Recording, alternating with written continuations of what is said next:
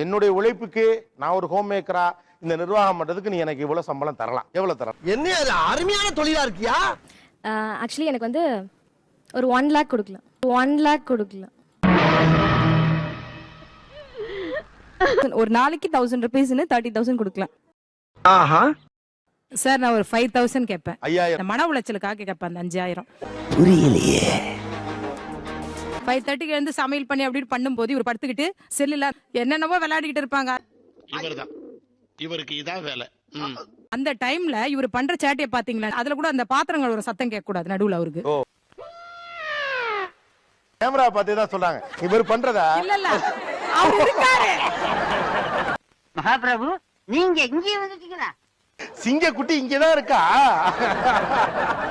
சிங்கம் களை இறங்கிருச்சு. சிங்கமா எங்க? எழுந்து வருவார். என்ன சத்தம்? என்ன எல்லாரும் செய்யாத வேலையை நீ செஞ்சுட்டு இருக்க வீட்டுல அப்படின்னு கேட்பாரு. சார் நான் வேணும்னு பண்ணல சார். சொல்லுங்கடா. என்ன இடியே விழுந்தாலும் கம்மு நிப்பாரு. என்ன அவன் பொண்டாட்டி உன்னை எப்படி அசிங்கப்படுத்திட்டு போகுது பார்த்துட்டு பேசாம இருக்க? நீங்க வீட்டுல பேச ஆரம்பிச்சீங்கன்னா அவருக்கு 10,000 ரூபாய் கொடுக்கணும் போல இருக்கு. யாப்பே இல்லையம்மா இல்ல. ஹஸ்பண்டுக்கு நான் செய்யற வேலைக்கு எனக்கு 5,000, என் பையனுக்கு செய்ய வேலைக்கு 10,000, 15,000 டோட்டலி. பசங்களுக்கு கொஞ்சம் கூட இருக்கு, டபுள் த அமௌண்ட். பையன் படுத்துற பாடு ஜாஸ்தி சார் ரொம்ப. ஐயோ நீங்க படுத்துற நிமிஷம்னால தாங்க முடியலையே. ஒரு டேப்லெட் கூட நான் தான் எடுத்து கொடுக்கணும். இன்னைக்கு இட்லி பண்ணா நாளைக்கு இட்லி பண்ண கூடாது, தோசை பண்ணும். இவனுக்கு ஆக்கி கொட்டுற, அதுவும் கோழி குழம்பு இல்லாம திங்க மாட்டாரு மைனரு. பக்கத்துல 30,000 சார். 30,000 என்ன கணக்கு? பசங்களை பாத்துக்கிறதுக்கு 10,000. நெக்ஸ்ட். சமையல் பண்றதுக்கு 10,000. நெக்ஸ்ட்.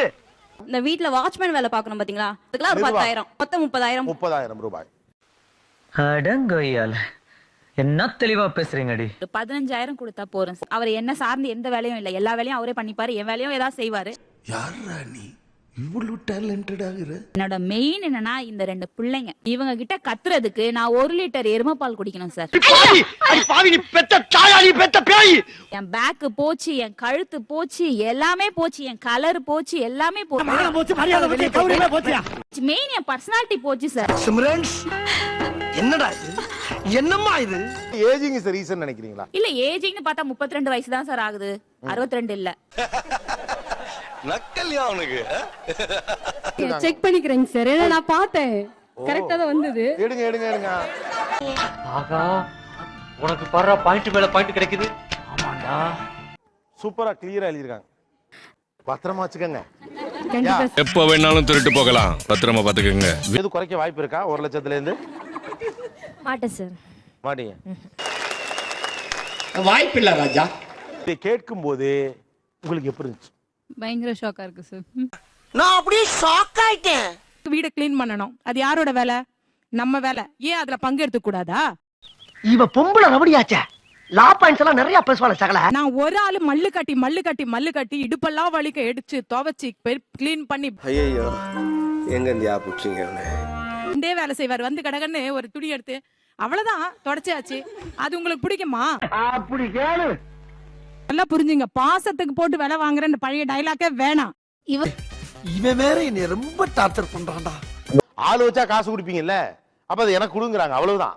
ஓ எந்த ட்ரெண்ட்ல பேசினாலும் எந்த ரூட்ல போனாலும் விடவே மாட்டேங்கிறானே, நான் என்ன பண்ணுவேன்? இவங்க கேக்குறத பார்த்தா எனக்கு சொந்த காசுல சூனியம் வச்சுக்கறாங்கன்னு தோணுது. ஏன் அப்படி எதுக்கு இத்தனை எப்படி? சார் நம்ம ஒர்க்குக்கான அப்ரிசியேஷன் கிடைக்காதனால தானே சார் நம்ம கேக்குறோம். இவரு சொல்லுவாராமா, நாம கேட்டுக்கணுமா? இன்னைக்கு நீ தான் குழந்தைய பாத்துட்ட, நீ முடியாம பாத்துக்கிற, தேங்க்யூன்னு வந்து நாங்க சொல்லுவோம், நீங்க தயவு செஞ்சு எதிர்பார்க்காதீங்க. ஓகேங்க. நாங்க சம்பளம் கேட்கல சார்.